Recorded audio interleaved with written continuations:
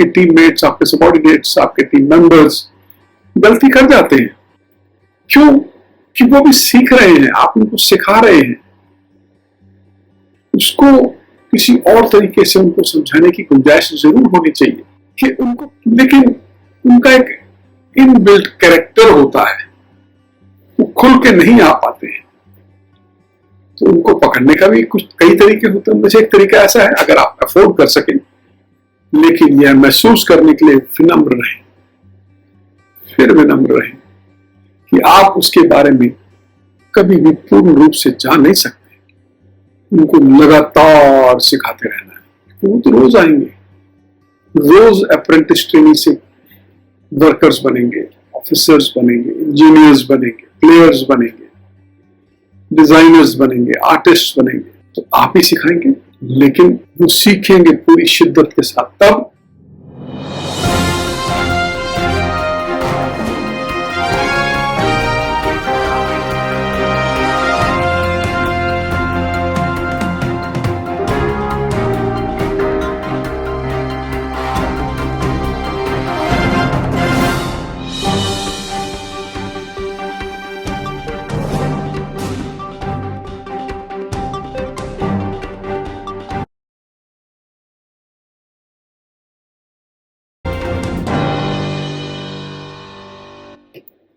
नमस्कार दोस्तों, मैं आपका मित्र अनिल कुमार बाली अपने पैराडॉक्स ऑफ लीडरशिप नेतृत्व के विरोधाभासों के सीरीज में 8वें एपिसोड को लेकर आपके सामने हाजिर हुआ हूं। अब तक जो हमने 8 पॉइंट कवर किए, मुझे उम्मीद है उनके ऊपर आपने मंथन किया होगा। फीडबैक्स आ रही हैं आपकी, और थोड़ी और ज्यादा दीजिए, कम आ रही हैं। शायद आप देखने के बाद बिजी हो जाते हैं, काम नहीं कर पाते इसके ऊपर। अपने व्हाट्सएप से मैसेज बना के भेजिए मेरे नंबर 9999144267 पर। वॉइस मैसेज भेजिए, कुछ भी भेजिए, मोस्ट वेलकम। अगर तो वीडियो में अपने कमेंट्स देते हैं, वंडरफुल। नहीं दे पाते हैं तो व्हाट्सएप पे भेज दीजिए। आप बहुत बढ़िया कर रहे हैं, बहुत बढ़िया करेंगे। मैं सीखना चाहता हूं आपसे।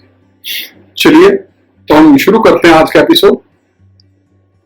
पॉइंट नंबर 9, 9वां पॉइंट। क्या आपके कार्यवाही में, नेतृत्व कार्यवाही में विनम्र आत्मविश्वास है? Do you have a confident humility in your actions? बहुत जरूरी है ये विनम्र आत्मविश्वास। पिछले पॉइंट में भी आत्मविश्वास और विनम्रता की बात करी गई, लेकिन ये उससे भी आगे की बात आ जाती है कि आपका आत्मविश्वास, आपकी कही हुई बात, आपकी सोची हुई बात, आपकी समझाई जाने वाली बात बड़ी विश्वास, आत्मविश्वास के साथ भरी भरपूर होनी चाहिए, लेकिन विनम्रता के साथ, जिसे हम अंग्रेजी में बोलते हैं डिप्लोमेटिक स्टेटमेंट्स। कहना भी सब कुछ, बता भी सब कुछ देना, लेकिन बड़े प्यार से। अगर इस बात पर हम पेशेवर, प्रोफेशनल रूप से गहराई से देखते हैं, तो एक सच्चे नेता के रूप में आपको हमेशा अपने सबॉर्डिनेट्स और टीम के सदस्यों के लिए एक चट्टान की तरह खड़े होना चाहिए। वो सब आपके दीवाने हो सकते हैं अगर आप उनके लिए चट्टान की तरह खड़े हैं, क्योंकि वो आपके फैसले और निष्पक्षता की भावना जो आपकी है, उस पर आप भरोसा करते हैं। If you are true and neutral, they believe in you, क्योंकि भले ही आपके निर्णय उनके पक्ष में ना हो, लेकिन उनको मालूम होना चाहिए कि आप एक रॉक स्टार हैं। रॉक स्टार का मतलब कि आप जो कहते हैं वो सत्य कहते हैं, जो सोचते हैं वो सत्य सोचते हैं, जो बोलते हैं वो सत्य ही बोलते हैं। और जब भी आप कड़वा बोलते हैं, लेकिन विनम्रता के साथ उनकी भलाई के लिए बोलते हैं। आपको कई बार अपने सीनियर्स के साथ खड़े रहना पड़ता है किसी बात पर। कई बार आपके टीममेट्स, आपके सबॉर्डिनेट्स, आपके टीम मेंबर्स गलती कर जाते हैं। क्यों? कि वो भी सीख रहे हैं, आप उनको सिखा रहे हैं। उसको किसी और तरीके से उनको समझाने की गुंजाइश जरूर होनी चाहिए कि उनको पता होना चाहिए कि आप उनको किसी भी गलती को करने से रोकने के लिए है। अगर ऐसी गलती आप करेंगे और जब आपसे गलती हो जाए तो आपको उसका ओनरशिप लेनी चाहिए, मानना चाहिए कि हाँ ये मेरी गलती है। बड़प्पन आपका उसी में।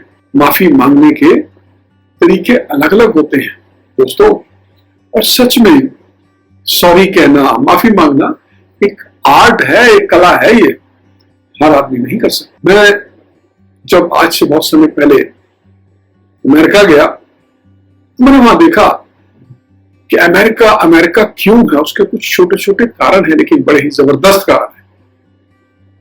वो गलती करते हैं तो ऐसे हाथ उठा लेते हैं, it's my bad, I am sorry, what you want me to do now. अब आप क्या चाहते हैं मैं क्या करूं। तो ऐसे हालात में कोई भी क्या कहेगा। आप खुद सोचो कि अगर आपका जूनियर, आपका छोटा, आपका सबॉर्डिनेट आपको रिपोर्ट करने वाला बोले मुझसे गलती हो गई दोस्त, सर मुझसे गलती हो गई, please I am sorry for that, now what you want me to do. तो आप क्या कहेंगे? No problem, I am there, let us not repeat it and move further. क्योंकि मालूम पड़ता है कि कब कोई कितना सच बोल रहा है, कब कौन अपने मन, आत्मा और मस्तिष्क के साथ आपको अपनी गलती का इजहार कर रहा है और इकरार कर रहा है। और कई बार ऐसा होता है कुछ लोग नहीं बोल पाते हैं, अच्छे कलाकार होते हैं, अच्छे कामगार होते हैं, अच्छे परफॉर्मर होते हैं, अच्छे वर्कर होते हैं, लेकिन उनका एक इनबिल्ट कैरेक्टर होता है, वो खुल के नहीं आ पाते हैं। तो उनको पकड़ने का भी कुछ कई तरीके होते हैं। उनमें से एक तरीका ऐसा है, अगर आप अफोर्ड कर सकें तो उनको शाम को किसी छोटी पार्टी में बुलाइए, ड्रिंक्स पे बुलाइए, कॉफी पे बुलाइए और अपना आपा उनके साथ जोड़ के उनसे बातचीत करिए, वार्तालाप करिए। आप कैसे हैं, क्या चल रहा है, वास्तव में हुआ क्या था जो ये सिचुएशन आ गई।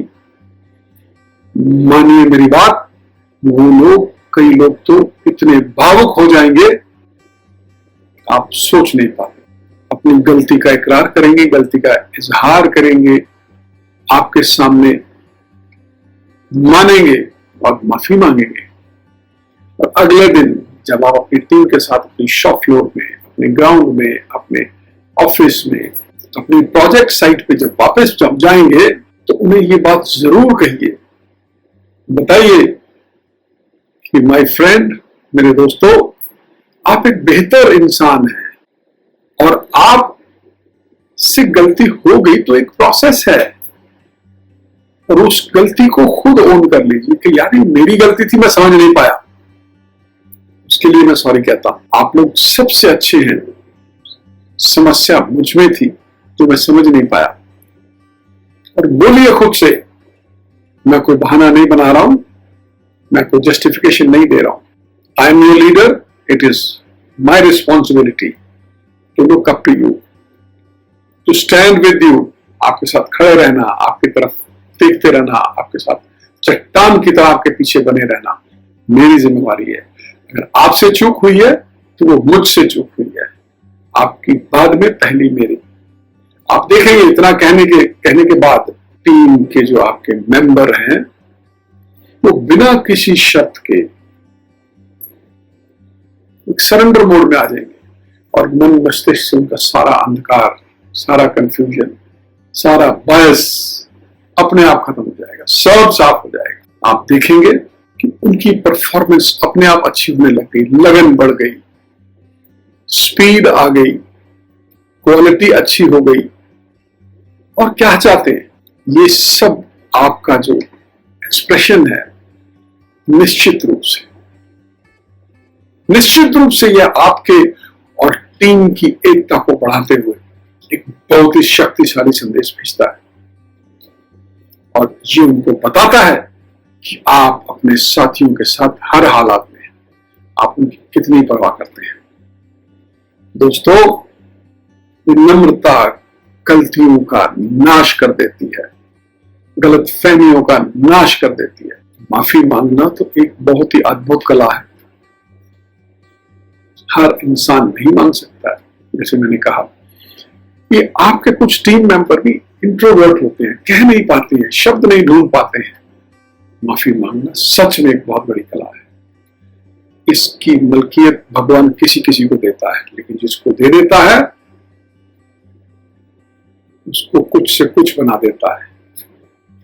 गलत समय पर, गलत जगह पर, गलत लोगों के सामने व्यक्त किया गया अनुचित आत्मविश्वास या आत्मविश्वास अहंकार में कंट्रोल रेखा को पार करते हुए हम गड़बड़ कर सकते हैं। अगर हम उसको सही जगह पे, सही लोगों के साथ, सही समय पे नहीं करेंगे तो आपके आत्मविश्वास का जो अवमूल्यन होगा वो अंडर वैल्यू किया जाएगा। People will not value that the way they should do it. जबकि अगर आप सही समय पे, सही जगह पे, सही लोगों के सामने अपने आत्मविश्वास को प्रकट करेंगे विनम्रता के साथ, कई गुना बढ़ जाएगी आपकी टीम की सहजता और सक्षमता। आत्म महत्व और आत्म अवमूल्यन, सेल्फ इंडल्जेंस, सेल्फ रिस्पेक्ट ही तो इंसान को बना के रखती है। सेल्फ एप्रिसिएशन और सेल्फ एनालिसिस एक ही सिक्के के दो पहलू हैं। आत्मभोग जिसे हम सेल्फ इंटेलिजेंस कहते हैं, और जब जब हम अपने आप को इंडल्ज करते हैं, इन्वॉल्व करते हैं अपनी टीम के आत्मविश्वास को बढ़ाने के लिए, टीम की परफॉर्मेंस को अच्छा करने के लिए, तो वो टीम को बांध देता है आपके मुताबिक चलने के लिए। और फिर बात आती है टीम केमिस्ट्री की, और यदि टीम केमिस्ट्री महत्वपूर्ण है तो भी आत्मविश्वास और विनम्रता बहुत ही अनूठा काम करती है, बहुत अनूठा काम करती है। उसका मिश्रण बहुत अनूठा होता है, स्पेशल होता है। इन्हीं बातों को ध्यान में रखते हुए चलो हम कुछ बातों का विश्लेषण करते हैं और देखते हैं कि एक सच्चे नेता के रूप में विनम्र आत्मविश्वास का मतलब है कि आपको कुछ खास बातों का ध्यान रखना। यदि खुद को रोकना है तो थोड़ा सा स्वाभिमान रखते हुए पर्याप्त आत्मविश्वास रखें, लेकिन यह जानने के लिए पर्याप्त विनम्र रहें कि अभी तो आप शुरू ही नहीं हुए हैं, अभी तो बहुत लंबा रास्ता तय करना है। दूसरी ओर यह जानने के लिए पर्याप्त आश्वस्त रहें, यह जानने के लिए पर्याप्त रूप से आश्वस्त रहें कि जो भी किया है, जो भी हुआ है, वो आप ही ने किया है और आप जब चाहे उसे रोक सकते हैं। आप में वो ताकत है, आप में वो आत्मविश्वास है। विनम्रता रखते हुए सोचें कि यह केवल आप ही नहीं बल्कि और भी लोग कर सकते हैं। अगर विनम्रता खो दी तो कोई दूसरा आपकी जगह ले लेगा, क्योंकि किसी को भी किसी की अकड़ सहने की आदत नहीं होती। कोई किसी की अकड़ नहीं सह सकता है। लोग कहते हैं ना, प्यार से तो मेरी जान ले ले भाई, अगर तूने अकड़ दिखाई तो मैं जान निकाल लूंगा तेरी। तो कोई किसी के शरीर से मार के जान नहीं निकाल सकता, हालात की जान निकाल देता है, काम की जान निकाल देता है, मिशन की जान निकाल देता है, विजन की जान निकाल देता है। और ताकत की जब स्थिति हो, ताकत की स्थिति से एक प्रतिद्वंदी का सामना करने के लिए पर्याप्त आत्मविश्वास रखें, लेकिन यह महसूस करने के लिए विनम्र रहें, फिर विनम्र रहें कि आप उसके बारे में कभी भी पूर्ण रूप से जान नहीं सकते। किसी को भी जानने में सालों लग जाते हैं। हम सोचते हैं हम इसके बारे में बहुत कुछ जानते हैं, लेकिन नहीं जान पाते दोस्तों, नहीं जान पाते। किसी पर भी ध्यान केंद्रित करने के लिए पर्याप्त आत्मविश्वास रखें। चौथी बात, जब भी आप व्यावसायिक होने का समय आए, बिजनेस का समय आए, तो अपने ध्यान को जड़ में केंद्रित करें पूर्ण आत्मविश्वास के साथ, लेकिन फिर विनम्रता के साथ। जहां आपने विवेक खोया, क्रोध किया, फिनिश्ड, आत्मविश्वास धरा का धरा रह जाएगा, तो विश्वास भी नहीं रहेगा। तो बहुत बड़ी बवंडर हो जाएगा। क्योंकि जब आप बिजनेस में हो, गणित लगा रहे हो किसी पर्टिकुलर काम को करने का, प्रोजेक्ट को करने का, तो उस वक्त तो बहुत ज्यादा कंसंट्रेशन की जरूरत होती है, ध्यान केंद्रित करने की जरूरत होती है। लेकिन साथ साथ में ये भी देखते रहिए, सोचते रहिए, हमेशा दिमाग में रखिए कि आप एक ट्रेनर भी हैं, लीडर के साथ साथ आप एक ट्रेनर भी हैं। आपने अपने जूनियर्स को या उनके जूनियर्स को, जो अप्रेंटिस और ट्रेनीज हैं, स्टूडेंट्स हैं, उनको लगातार सिखाते रहना है। वो तो रोज आएंगे, रोज अप्रेंटिस ट्रेनी से वर्कर्स बनेंगे, ऑफिसर्स बनेंगे, इंजीनियर्स बनेंगे, प्लेयर्स बनेंगे, डिजाइनर्स बनेंगे, आर्टिस्ट बनेंगे। तो आप ही सिखाएंगे, लेकिन वो सीखेंगे पूरी शिद्दत के साथ तब जब आप पूरी शिद्दत और मेहनत के साथ उनको सिखाएंगे। और शिद्दत और मेहनत हमेशा पूर्ण आत्मविश्वास और विनम्रता के साथ आती है।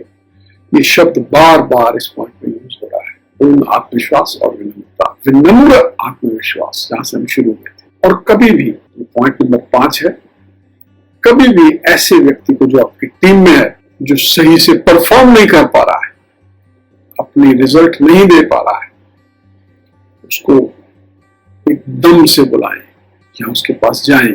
क्योंकि याद रखें इस बात को कि आप भी कभी उस सिचुएशन में थे, लेकिन आगे भी हो सकते हैं। बड़ी अजीब सिचुएशन है ये, आप उस सिचुएशन में थे या आगे भी हो सकते हैं।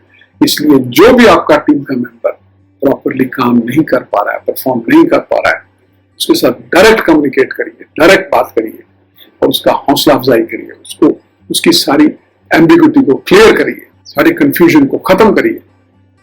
क्योंकि वो अच्छे से परफॉर्म करेगा तो आपकी परफॉर्मेंस ऑटोमेटिकली अच्छी हो जाएगी। छठा पॉइंट, यह जानने के लिए पर्याप्त आत्मविश्वास रखें कि आपने यहां रहने का अधिकार अर्जित किया है अपनी मेहनत से, लेकिन यह महसूस करने के लिए पर्याप्त विनम्र रहे कि आपका यह धरोहर नहीं है, इसको आपको रोजमर्रा लगातार अर्जित करना होगा। You will have to renew your position on daily basis because you are followed by other leaders. आपके पीछे पीछे आपके सिखाए हुए दूसरे नेता, दूसरे लीडर भी आ रहे हैं। और अगर आप अपनी रोजमर्रा जिंदगी में अपने स्थान को, अपने पोजीशन को रिन्यू नहीं करेंगे तो अचानक एक दिन आपको सरप्राइज मिल जाएगा। ये क्या हुआ, मैं तो सोचता ही नहीं था, गुरु गुड़ रह गया, चेला शक्कर हो गया। सुना होगा आपने। तो गुरु को गुरु बने रहने के लिए हमेशा अपने आप को अंधेरे से रोशनी में रखना होता है, क्योंकि गुरु शब्द, नेता शब्द खुद बोलता है, गुरु मीन्स अंधेरा, रो मीन्स रोशनी। तो जब आप अपने आप को अंधेरे से निकाल के रोशनी में रखेंगे तो भी अच्छा नेतृत्व कर पाएंगे, तो भी अच्छे गुर अपने साथियों को दे पाएंगे, अच्छे मेथड्स दे पाएंगे।